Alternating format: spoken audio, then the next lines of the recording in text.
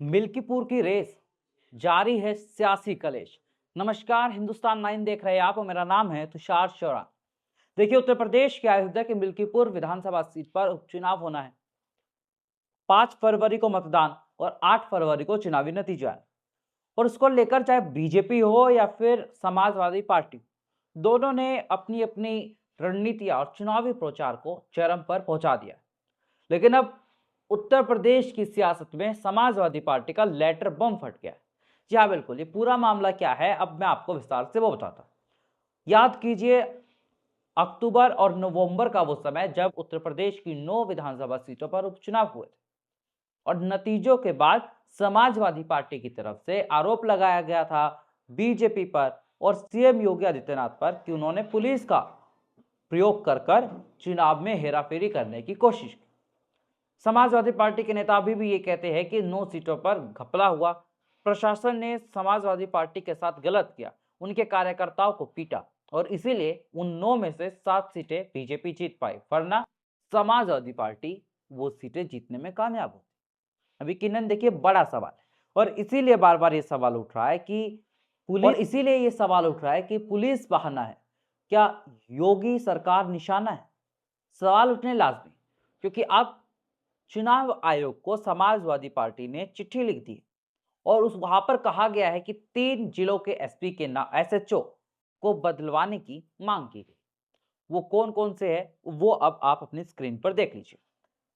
कुमारगंज, इनायतनगर और कंदसा, ये 3 जो जिले हैं वहां पर एसएचओ के बदलाव की मांग समाजवादी पार्टी की तरफ से कही गई।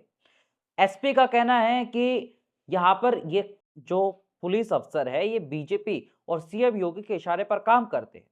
वो समाजवादी पार्टी के कार्यकर्ताओं को डराने धमकाने का काम कर रहे हैं।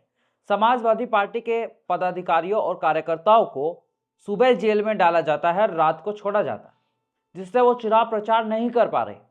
अब यकीनन देखिए, अगर समाजवादी पार्टी की तरफ से ऐसे बड़े आरोप लगाए जाएंगे तो सवाल उठने लाजमी। और सवाल ये है कि अब चुनाव आयोग इन 3 एसएचओ के ऊपर कार्रवाई करने वाला है। क्या इन्हें तबादला होता हुआ दिखाई देगा?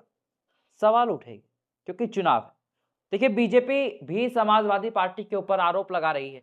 बीजेपी का कहना है कि समाजवादी पार्टी मिल्कीपुर का उपचुनाव हारने वाली और इसीलिए ऐसे कुछ भी आरोप लगा देने का काम कर रही।